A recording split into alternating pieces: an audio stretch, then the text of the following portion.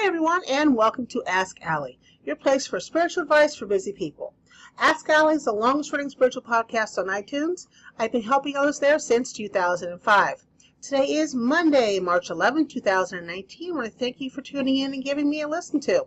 If you'd like to get a reading or have your energy balanced, find out more about me or support the podcast, I'll leave the information below in the show's notes. And don't forget, if you like this episode, please rate it. Yes, it's been a few weeks since I've done this podcast, and I apologize. I have been battling the flu and bronchitis, and I've overcome the flu, yay team, but bronchitis is still holding on, and I go back to the doctor tomorrow.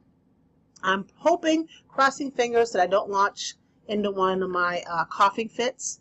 I've been dealing with that for most of the last week. If I do, I'm just going to apologize ahead of time. There's really nothing else I can do about that. I'm sucking on cough drops, and I've got plenty of stuff to drink. But if it happens, it happens. And because I've been sick and I'm tired real early in the evening instead of being able to stay up, I've decided to take Soul to Soul from a live show to a recorded podcast like here at Ask Allie. And I'll be starting that soon. And when I do, I'll be releasing that podcast on Fridays. Now, Zena, I have stuff to do. So, you debemos, get. All right. So, let's get to the Oracle card overview for this week, March 11, 2019. I'm going to be using the Spirit Animal Oracle card deck by Colette Baron Reed. And let's see what we have in store for us this week. I'm hoping it says good health, because that would be a nice change of pace for me. I've been fighting this crap since what? It's almost like the middle of February, I think. I'm pretty much tired. I'm over it, man. Kind of like I'm already over daylight savings time. I hate losing that hour of sleep. So, see what we got going here. One, card two, and card three. Alrighty. What do we got?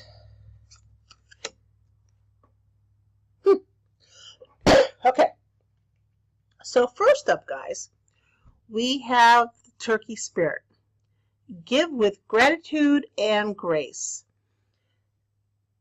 This week, they want us to give to others while being grateful and showing gratitude and grace while we're giving and just taking stock in our lives. It's very easy for us to be on autopilot. I'm guilty of this. And being on autopilot, we don't take notice of what goes on around us. We don't take notice what we take for granted. And when we do that, we're not showing gratitude. And for everything we have, we need to show gratitude. I give my car, I'm not kidding, I give it a little hug every single day when it has gotten me through the day.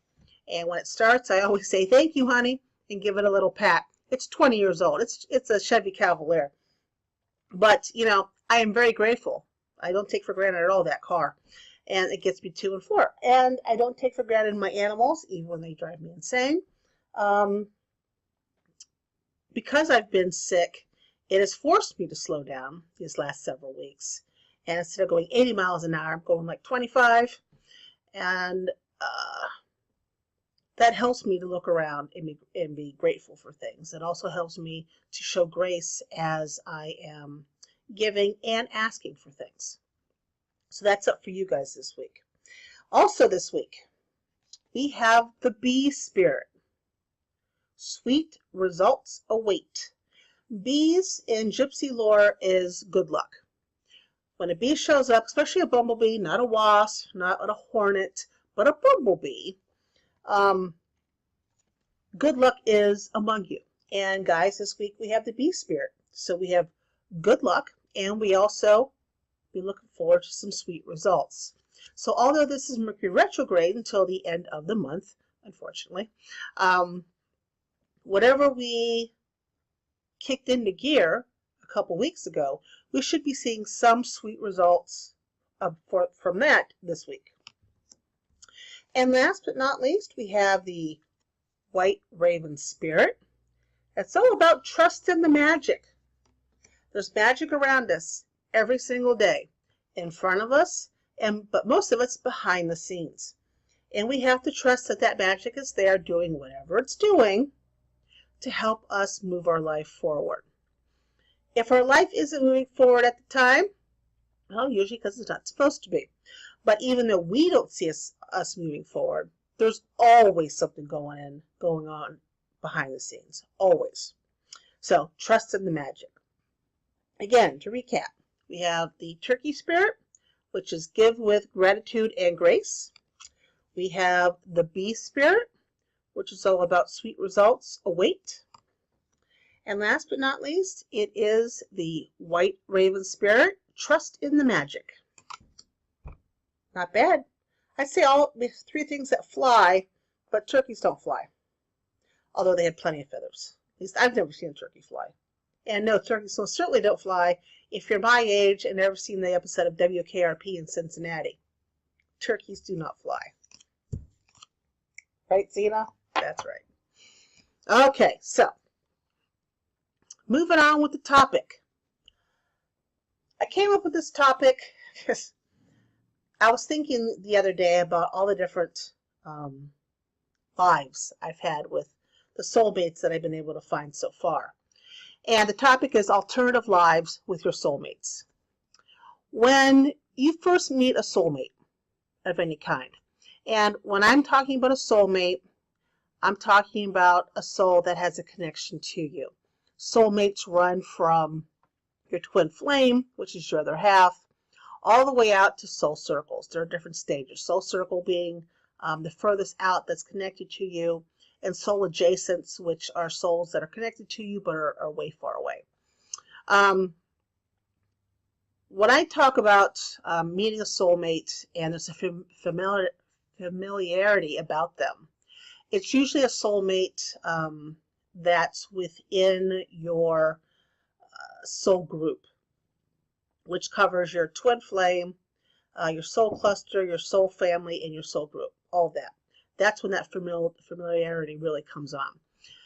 There's something about that person that makes you think that you know them. It could be the way they talk, their eyes, their body movements. It could just be a vibe. And it might not even be you meeting them in person. It could be you seeing them walk down the street, or in a magazine, or on a bus, in a plane, in a restaurant. There are many different places. We all have past lives with our soulmates. We all have present lives with our soulmates. We all have multi-dimensional lives with our soulmates. We all have future lives with our soulmates. And all of that business, the past, the present, the future, is already all contained within us in our soul. All that vibe is already present. So, thank God that a soul has no boundaries. Our physical form does have boundaries, but our soul extends way beyond it. We just really can't see it with our naked eye. It's part of our aura, our energy around us that some people can see. The soul goes out beyond that. There's a lot contained. There's a lot contained within our soul. And when I talk about we have a present life with our soulmates, sometimes we have a present life physically with our soulmates. We're in some type of relationship, whether it's romantic or family, siblings, co-workers, best friends, enemies. There are different relationships to be had for a soulmate. If you are not one of those with a soulmate, then you still have a present life with that soulmate via dreams, via astral travel. When we dream, our lives, our soul,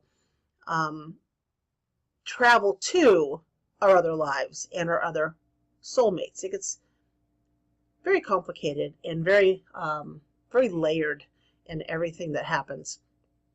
But that's what I'm talking about in our present time, whether it be a physical relationship, we're both present, or it be dream time or astral time. You do have relationships with your soulmates in the present. Okay? So when we meet a soulmate within soul group and closer, we get that feeling familiar vibe. Okay? And we get it right away most of the time. When that vibe happens, there's a switch that flips someplace. And with that switch flipping, because of what a lot of people say about soulmates, about them being our only romantic partner, or Hollywood, or marketing, when we have that feel and that switch flips, we think, oh my God, that's the one I'm supposed to be romantic with. That's why we tend to mistake the meeting of a soulmate with the meeting of the love of our life. And on that note, I believe we have many loves of our life, depending on what stage we're in. Okay, I don't think there's one person for the entire life, unless you are already signed up, so to speak, in your soul contract to meet up with your twin flame. Okay, but when we meet a soulmate and we have that zing of feeling, and it's very noticeable to you. There's no mistaking it. You're not like, oh gosh, did I just feel that zing? You feel the zing. There's absolutely no denying it. And it doesn't matter, again, if you see this person in person right in front of you, or they're a distance away, or if you see them on the internet someplace, or, it doesn't matter. That switch flips. Okay?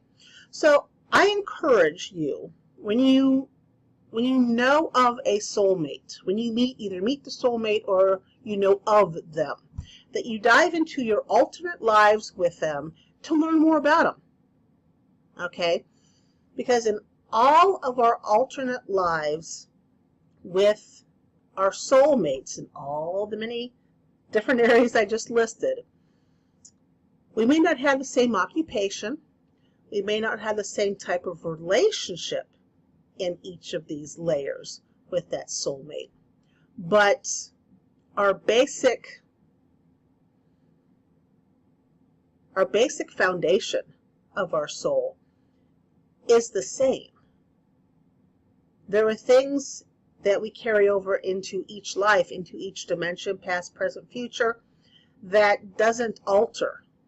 Okay, I figured I'm a pain in the ass in all of my lives. I can't imagine that I'm not, ever. Okay, so past, present, future, multiple dimensions, I'm a pain to people. And I accept that. That's just who I am. But by getting to know me in the different dimensional layers, in past, present, future, you get to know me better. You get to know why sometimes I'm a pain, or what sets me off, or what calms me down. Because that'll usually be about the same in all of the lives. Okay, not always the same, because there's different lessons to be learned in everything. But the foundation stays about the same. Okay, you can learn about the soulmate from meditation, either free-form meditation or guided. You can do past life regressions. You can be guided via an MP3, or you can find someone to do that for you in person. If you don't want to do either one of those two, you can also allow yourself to daydream about the soulmate. You'd be amazed what can show up in a daydream. Okay? I have daydreamed many a times. And something, well, it's like our walls come down when we daydream. And we're relaxed. And hopefully, whatever we're daydreaming about, makes us smile as opposed to cry. And As you daydream about the soulmate, little things can drop in about them, about you, about your relationship, about past life relationships. Make note of anything that pops up. You don't just make this stuff up as you're daydreaming or in meditation or during a past life regression. Everything that pops up always has a basis. Okay, so don't think you make them up. Don't think it's in your head. It's something worth noting and writing down and keeping track of. Okay, trust your intuition on the messages you get. All right? All right. So here we are at the end. If you like this episode of Ask Allie, please rate it and tell your friends. And in case no one's told you today, you're awesome. I love you. And have an incredible week. Hopefully, we'll catch you next Monday. Take care, guys. Bye-bye.